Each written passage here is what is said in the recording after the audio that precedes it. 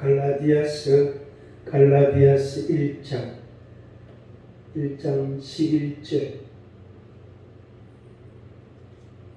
11절부터 17절까지만 보겠습니다. 끝까지 다 봐야 되는데 11절 갈라디아서 1장 11절부터 같이 읽습니다.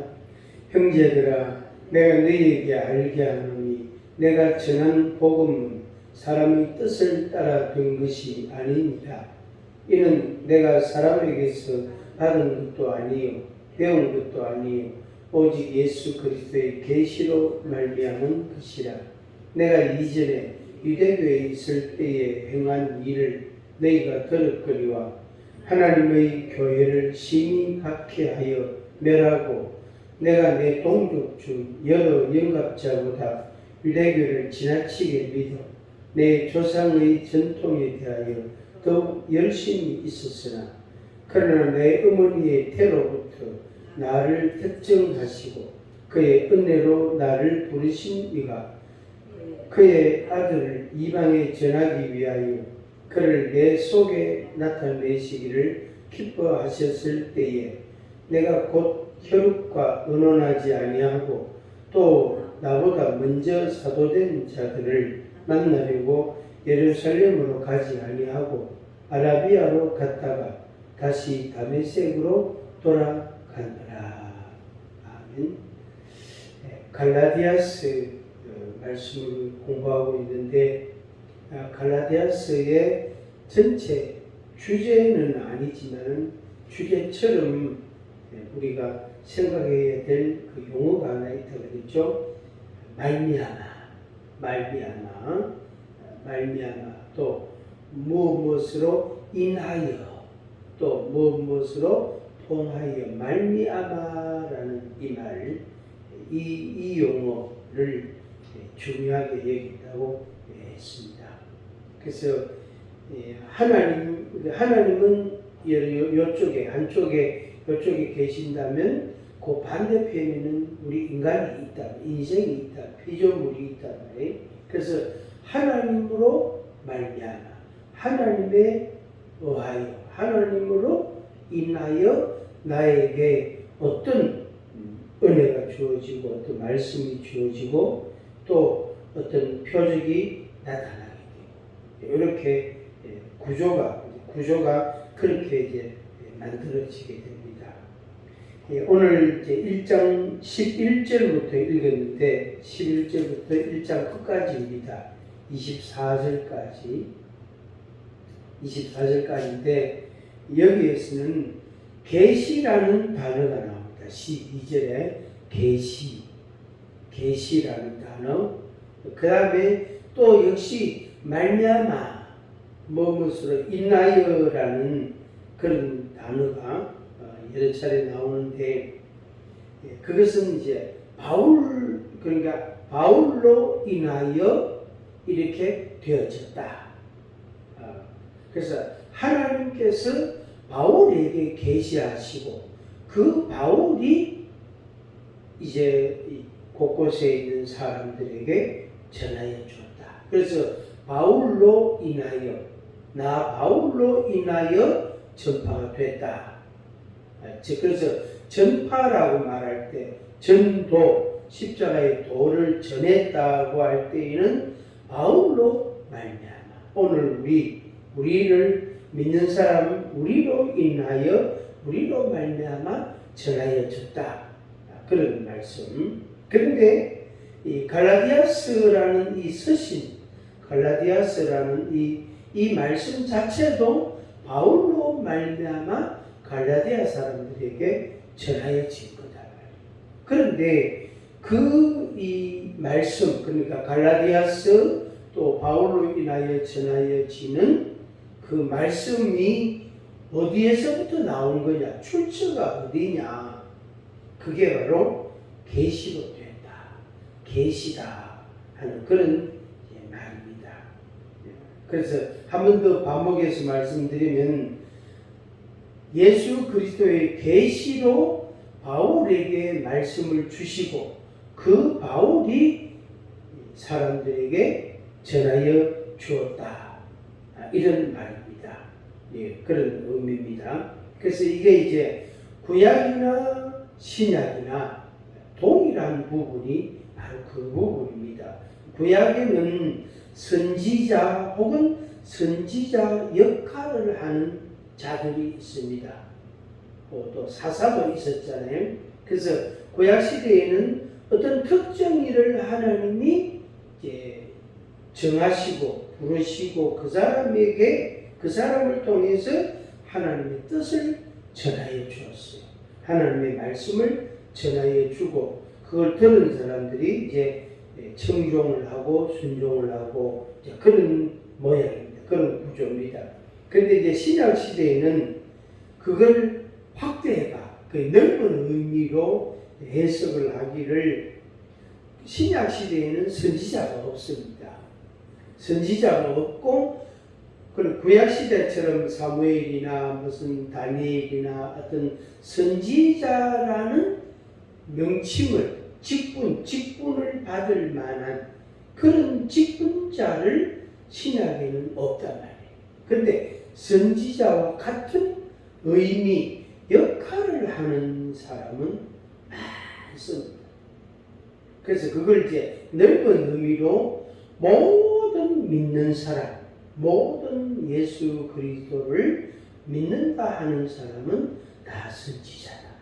다 선지자 역할을 한다. 이렇게 말할 수 있습니다.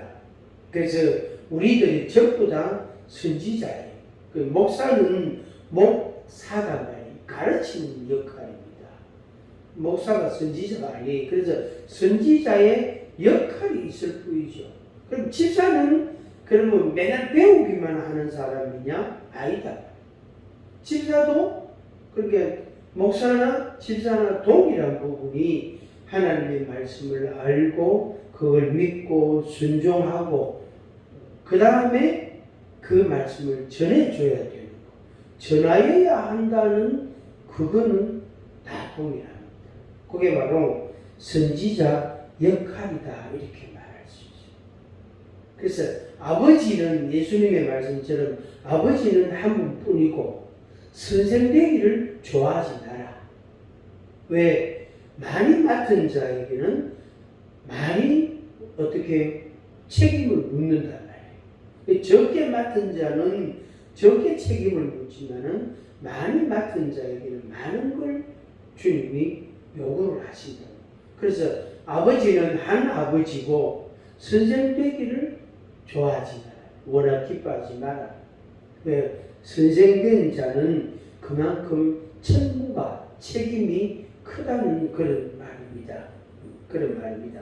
그래서 우리가 예수 그리스도를 믿음으로 전하여 주는, 전해줘야 되는 그 역할은 똑같습니다. 똑같습니다. 목사나 집사나 뭐 초등학생이나 뭐 대학생이나 똑같아. 그 역할은. 그런데 자기가 이제 가르치기만 하고 전하기만 하고 자기가 순종 안 하면은 자기에게 뭐가 없다? 복이 없다. 그 가르치기만 잘하고 선생 되는 건 좋아하는데 자기가 순종을 안 하려고 한다. 그거는 이제 거만한 거지.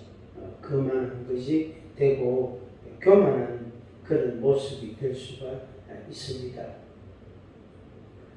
바울이 여기 고백한 대로 바울로 말미암아 복음이 전하여지고 듣게 되어졌는데 그 복음의 출처가 어디냐? 예수 그리스도의 계시로 말미암아 되어졌다. 예수 그리스도의 계시다 하는 것을 이야기합니다. 그러면서 이제 그 앞에 이제 나오는 말씀이죠. 12절에 내가 사람에게서 받은 것도 아니다. 배운 것도 아니다. 그랬어요. 사람에게서 받은 것도 아니고 사람에게서 배운 것도 아니다. 이런 선생은, 이런 사람은 그 시대에 많이 있었어요. 우리가 이제 세계사를 배워보면은 그 소위 말하는 선생이라고 말하는 뭐 아무 선생 이렇게 아주 위인으로 존경을 받고 인정을 받는 사람들이 다 선생 역할이거든요. 그 선생은 뭐 하는 사람입니까? 가르치는 사람. 우리가 잘 아는 대로 너 자신을 알라고 말한 유명한 고대 철학자가 있잖아요. 근데 그 사람은 그 사람의 부인은 정말로 지독한 악처래요. 지독한 악처인데 이제 철학자가 밖에 나와서는 사람들한테 너 자신을 알라고 인생이 뭐냐, 죽음이 뭐냐 하면서 또 세상 이치가 어떻고 지혜가 어떻고 그걸 이야기한단 말이에요. 그걸 이야기한단 말이에요.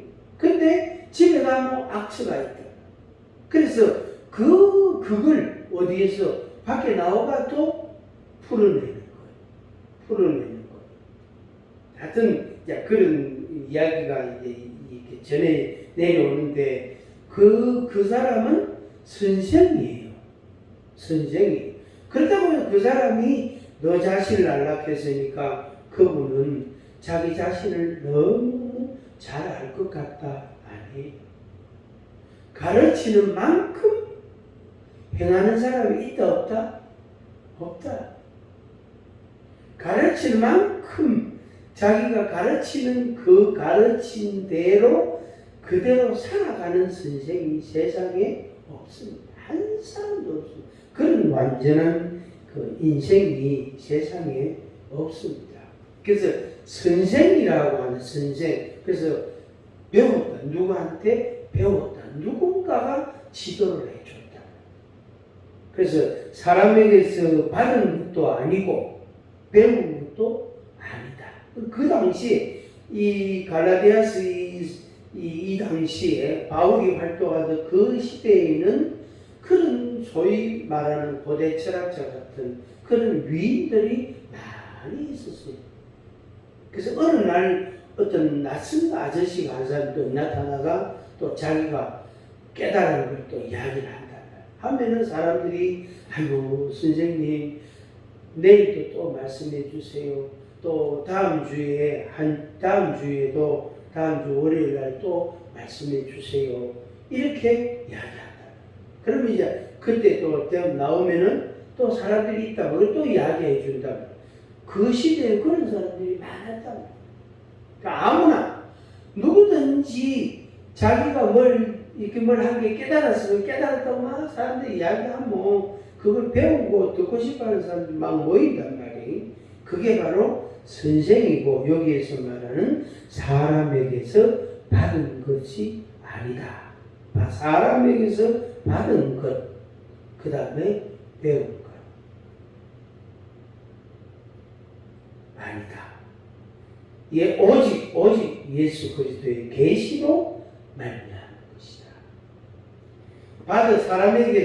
사람에게서 받은 것도 아니고 배운 것도 아니고 계시로 받은 것이다. 계시다. 이것은 신의 계시다. 하나님의 계시다. 우리 이제 신약적인 표현으로 하면은 감동을 받았다. 지혜를 깨달았다. 알게 됐다. 또 성령님이 나에게 가르쳐 주셨다. 지도해 주셨다. 생각나게 해 주셨다. 이런 용어들이 요한복음에 많이 나오거든요. 그래서 그 말입니다. 그 말. 그래서 예수 그리스도의 계시로 우리에게 주신 것이고 그것을 내가 마음에 받아들이고 다른 사람에게 전하는 거예요. 그런데 자기가 받고 계시를 받고 가르쳐 주거나 전하여 주지 아니하면 완전히 그것은 사상시켜버리는 결과가 되는 겁니다. 자, 11절 다시 보겠습니다. 형제들아, 내가 너희에게 알게 하노니 내가 전한 복음은 그랬죠. 이게 바로 갈라디아서라고도 할 수 있고 갈라디아 지역에 가서 바울이 십자가의 도를 예수 그리스도의 그 죽음과 부활을 전해줬거든. 그래서 그 내가 전한 복음, 복된 소리, 복된 소식 이런 말이거든요. 내가 전한 복음은 예수 그리스도의 죽음과 부활에 관한 이야기는 내가 전한 복음은 사람의 뜻을 따라 된 것이 아니다. 사람이 계획을 세워가 스케줄을 잡아가지고 전략을 짜가 그렇게 만든 이론이 아니다. 만든 이론이 아니다. 다시 1장 1절로 다시 돌아갑니다. 같은 말이 그게 있습니다.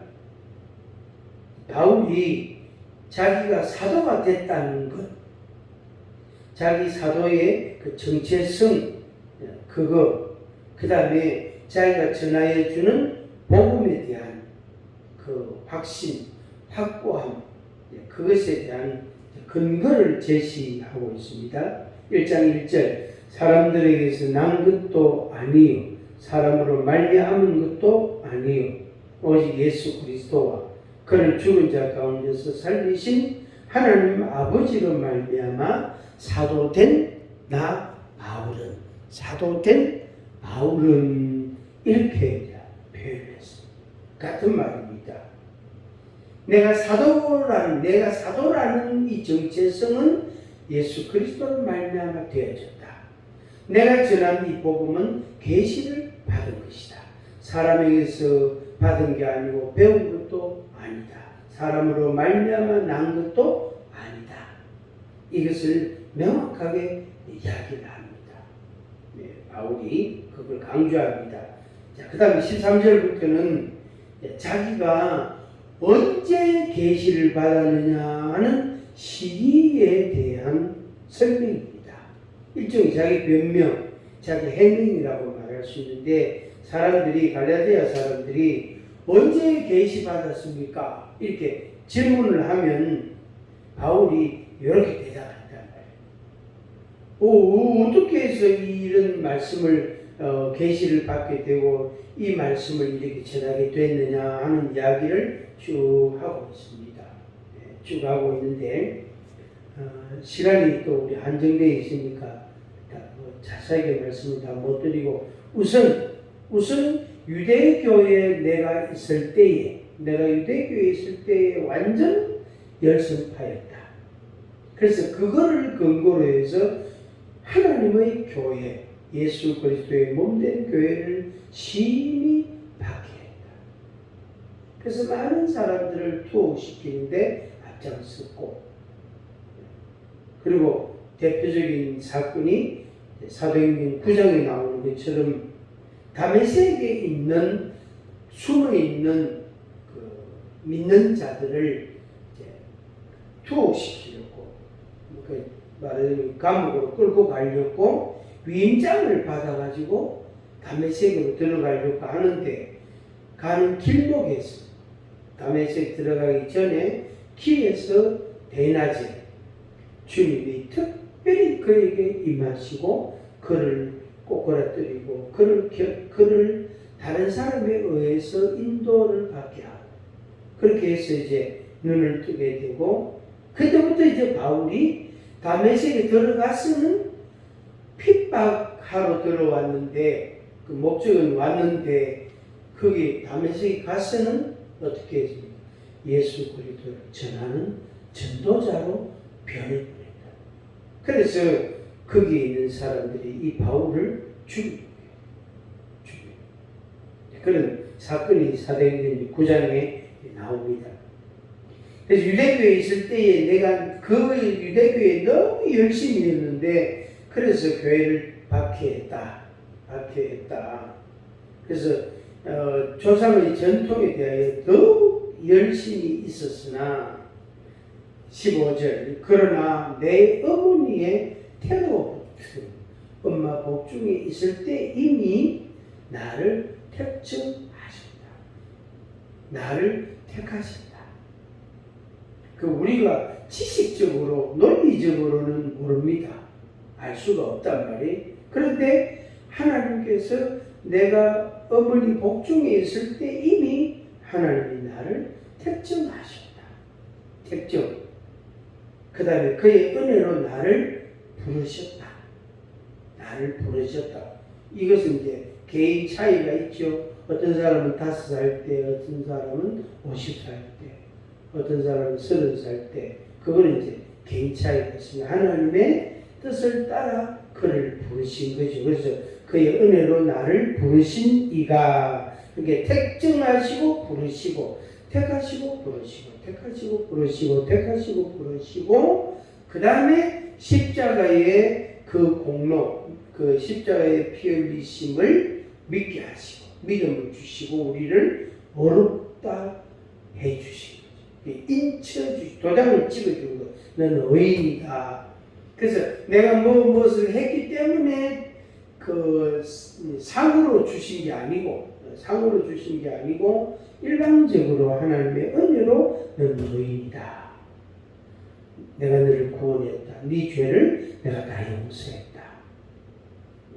그게 은혜죠, 은혜. 그게 어렵다 하시고, 그 다음에 이제 우리를 영화롭게 하시는 그 일이 아직은 좀 남아 있습니다. 택정하시고 부르셨다. 택정하시고 부르셨다. 바울도 택정하시고 부르셨다. 우리들도 택정하시고 부르셨다. 예, 그 내용은 택정은 똑같지만은 부르신 것은 사람 따라 다르고 좀 시간도 차이가 있고 내용도 차이가 있고 또 어떤 계기나 타임이나 사건도 물론 차이가 있고 어떤 사람은 아파가지고 병원에 누워가지고 있으면서 믿음이 생기기도 회개하게 되고 어떤 사람은 사고를 겪고 어떤 사람은 아들 죽고 나서 그때 교회 와가지고 너무 우울해가지고 옆집에 아는 사람이 아니 친구 같이 교회 가자 그러니까 전도 받아가지고 교회로 안내받아서 교회 와서 믿음을 갖게 되고 그것도 부르심이란 말이에요.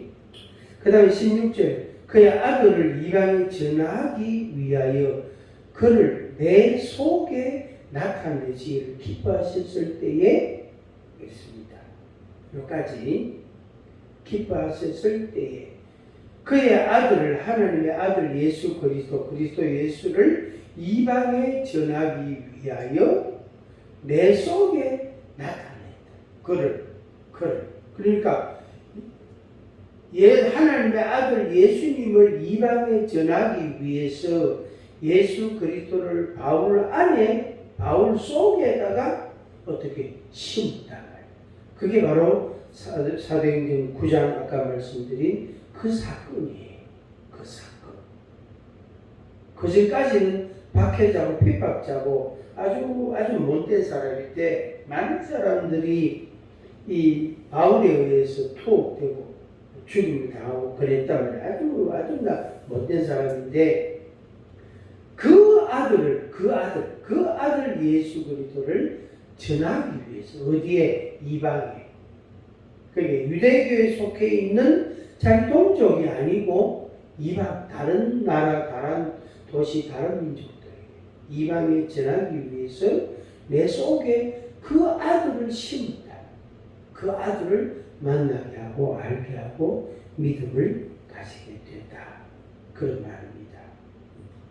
그 다음에 16절 끝에 내가 혈육과 언언하지 아니했다.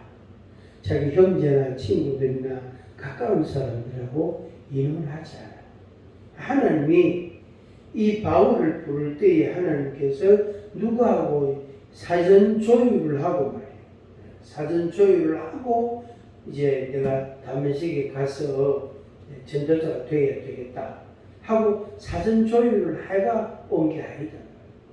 갑자기 그것도 정오에 그것도 길바닥에서 갑자기 그냥 갑자기 주께서 입마시가지고 그를 굴복시키고 그래서 혈육과 인언하지 아니하고 그랬습니다.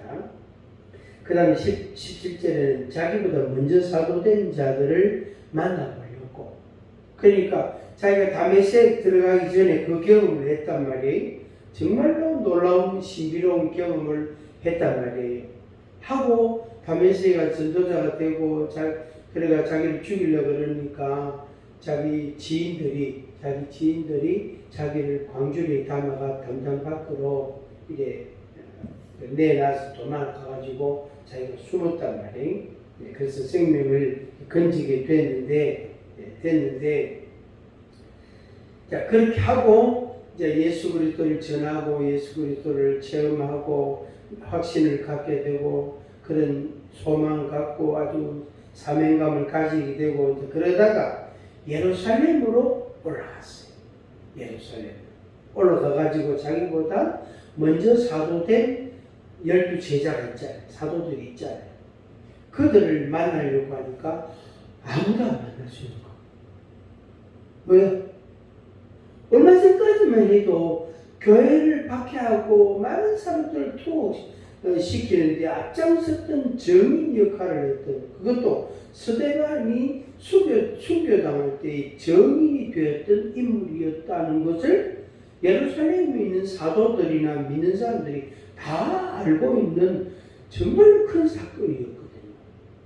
그런데 그 시간이 얼마나 지났는지 정확히 우리가 산출이 어렵지만 그 예수 그리스도의 전도자가 됐다고 바울이 예루살렘에 가서 사도들을 만나려고 그러니까 사도들이 안 만나주는 거죠. 왜? 만나려고 해놓고 만나자고 약속해놓고 그냥 경찰서 뵙고 가보면 왜 안 되잖아. 믿을 수, 저 사람 믿을 수 없대. 왜? 얼마 전에만 해도 박해하던 사람인데 저 어떻게 믿는? 그리고 그 당시에 사울이라는 가말리엘이라는 율법사로부터 배운 소위 제자들이 숫자가 안 많대요. 어떤 세미나들이 강의 들으니까 그 가말리엘이라는 율법사 그 당시에 아주 위대한 율법학자예요. 그분의 제자는 7명 절대 안 넘긴대요. 그래 한기에 7명이야. 그렇다고 한 달에 한 기씩 이렇게 배출하는 게 아니고 하여튼 그분은 그 가말리엘은 한 번 이제 팀을 말하자면 제자로 양육할 때 7명씩만 딱 가르치죠. 그게 1년 된지 3년이 된지 몰라도 그래가지고 이제 교육을 시키고 훈련을 시키고 하여튼 철저하게 가르치가지고 제자를 내보내서 아주 확실한 제자가 되도록 그래야 그 율법학자의 그 정체성이나 철학이나 사상이나 이 맥이 계속 이어지잖아요. 그 밑으로 계속 그래서 제자가 계속 이제 발생이 된단 말이에요. 그래서 이 사울이 그 문화생이었기 때문에 굉장한 권위가 있대. 그 당시에 예루살렘에서 율법의 유대교에서는 아직 말하자면 결혼 안 한 그 노총각 같은 그런 사울이었지만 그 사울의 권위를 인정해 준다는 거. 그래서 스데반을 향하여 군중들이 돌을 던질 때에 겉옷을 벗어가 이 사울 발 앞에 놓고 그게 겉옷을 벗었다는 말은 뭐냐면은 벗어서 그 맡겨 놓는 것은 그런 옷을 맡기는 게 아니고 정인이라는 거예요. 그 사울을 정인으로 인정해 줬다는 말.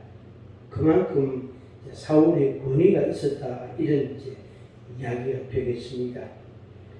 그런 사울이 예수님을 핍박하고 교회를 핍박하고 박해했던 그 인물이란 말이에요. 그 예루살렘 가서 사도들 만나려니까 사도들 안 만나주는 거예요. 겁나는 거죠. 두려운 거죠. 그래서 할 수 없이 어떻게 아라비아 그러니까 그들이 사울을 만나서 토론을 하고 사과를 하고 지난날 내가 무지해서 그랬다고 막 그렇게 자기 배명을 하고 자기 해명을 하고 그런 기회를 줬더라면 상황이 달라지는 거죠. 그리고 그렇기 때문에 사실은 왜냐하면 사도들의 권위가 확 떨어집니다. 바울이 올라가고 그러니까 관심이 베드로나 사도들에게서 사울이라는 이 사람에게로 분위기가 확 쏠립니다. 그래서 하여튼 이제 예루살렘에서는 아무 일도 없고 할 수 없이 어디로? 아라비아로 갔다. 그리고 그 갔다가 다메섹으로 다시 갔다. 그런 기록이 여기에 17절에 있습니다. 이것이 오히려 바울에게는 더 유익하다. 이런 내용, 요 내용, 예루살렘으로 가지 아니하고 아라비아로 갔다가 다메섹으로 갔다. 요 말씀이 갈라디아서만 나와요. 다른 바울 서신은 안 나옵니다. 그래서 그렇게 아라비아로 가고 다메섹으로 가고 그렇게 한 그 상당한 기간인데 10년도 50년은 상당한 기간인데 그 긴 기간을 통해서 바울이 뭘 하느냐면 자기가 받은 계시와 사명과 소명감과 자기 믿음에 대한 정비와 정리와 유대교의 때를 좀 벗고 십자가의 도를 자기가 인정하고 그 기도하고 묵상하고 이런 소위 말하는 자기 경건 훈련하는 시간을 오랜 시간을 가졌다. 학자들이 그렇게 정리를 그래 합니다. 그것이 오히려 바울에게 훨씬 더 유익했다. 결과적으로는 그랬다. 그런 설명을 합니다. 18절 그 후에 3년 만에 내가 게바를 만나려고 갔는데 안 만나줬다. 게바가 베드로거든요. 바울이 만나러 가니까 안 만나주지 않아. 19절에 야고보 외에 주의 형제 야고보 외에 다른 사도들을 보지 못하니 야고보는 12사도가 아니에요. 고자 12사도에 들지는 않았지만 아주 경건한 믿음의 사람. 여기 있잖아요. 주의 형제 야고보. 그래서 예수님의 형제 야고보 이렇게 설명도 하는데 이런 게 조금 이제 약간 애매합니다. 명확한 것은 아니고 좀 애매합니다. 이게 그 야고보 맞나 이런 거 있잖아요. 그렇게 보라 내가 너희에게 쓰는 것은 하나님 앞에서 거짓말이 아니로다. 그 후에 내가 수리아와 길리기아 지방에 이르렀으나 그리스도 안에 있는 유대의 교회들이 나를 얼굴로는 알지 못하고 다만 우리를 박해하던 자가 전에 멸하려던 그 믿음을 지금 전한다 함을 듣고 나로 말미암아 하나님께 영광을 돌립니다. 수리아, 길리기아 이런 곳으로 가니까 사람들이 아니 전에 이 사람이 박해자였는데 어떻게 예수님을 믿고 예수님을 전하게 됐나? 이건 기적이다.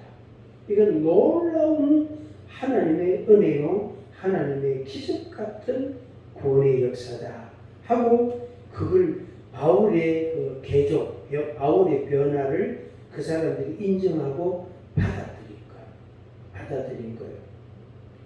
그래서 24절에 있는 대로 나로 말미암아 하나님께 영광을 돌린다. 이렇게 표현되어 있습니다. 그래서 옛날 10년 전, 20년 전에 나를 알던 사람들이 현재의 나를 보고 하나님의 은혜이네요. 하나님의 역사네요. 라고 평가가 된다면은 그것은 굉장히 귀한 거지, 그죠? 그런데 10년 전에 지금이나 믿음도 별로 없네. 이래 되면 그거는 영광이 안 되는 거예요. 그 문제가 많은 거예요. 그거는 우리가 고치고 변화를 줘야 되는 부분입니다. 갈라디아서 1장은 이제 첫 장이면서 6장 중에 첫 장이면서 여기에 모든 내용이 다 들어있습니다. 어쩌면 성경 전체라고 할 만큼, 신약 전체라고 할 만큼 여기에 다 들어있습니다.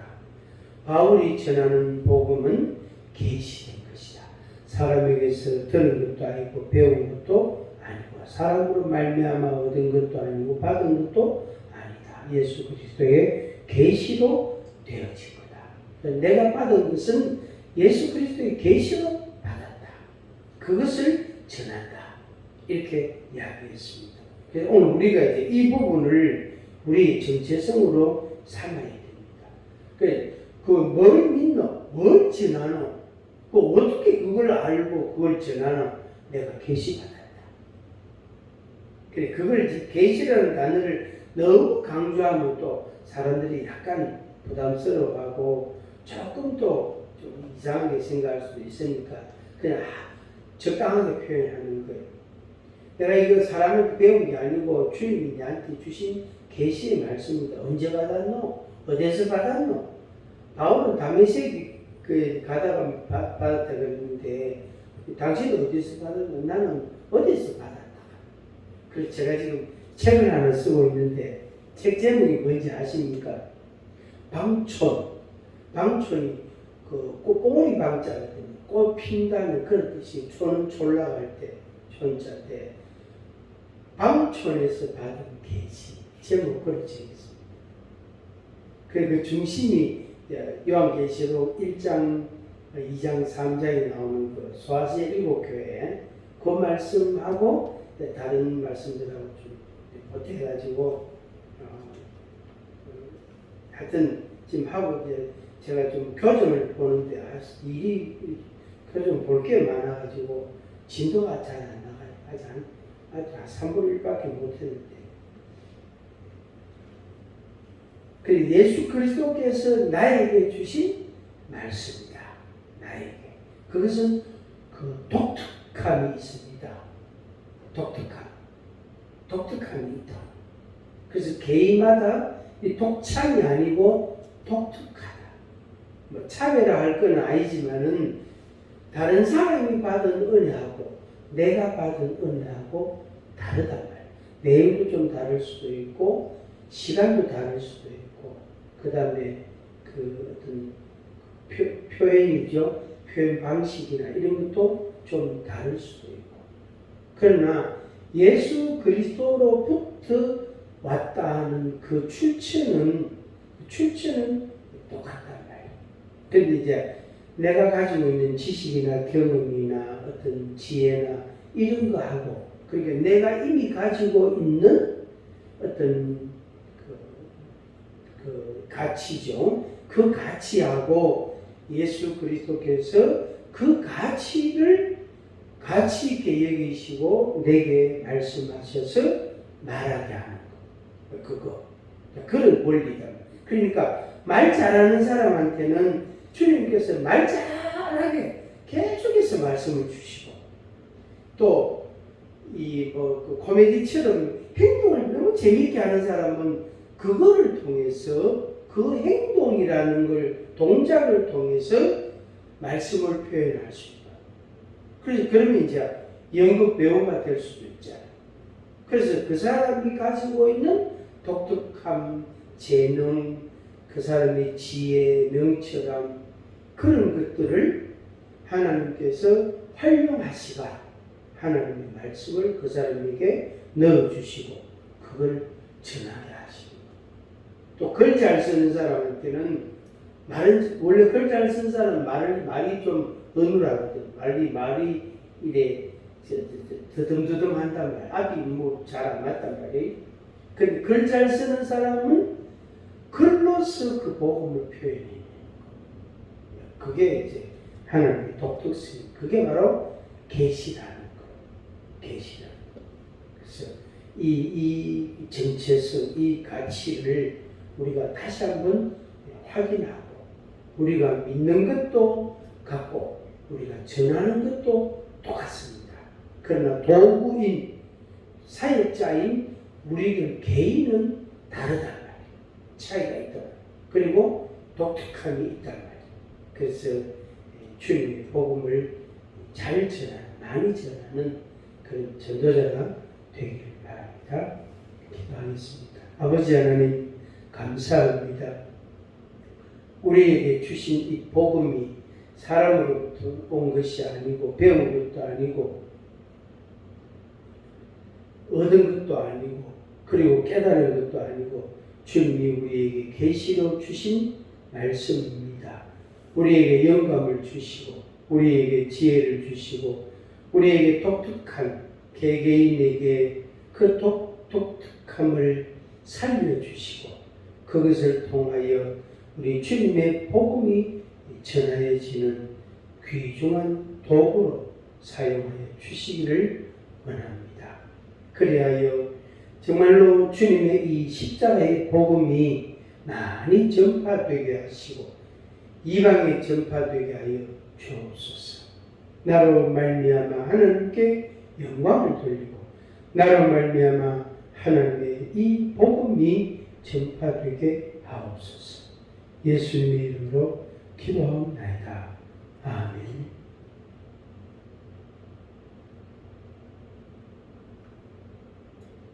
내가 처음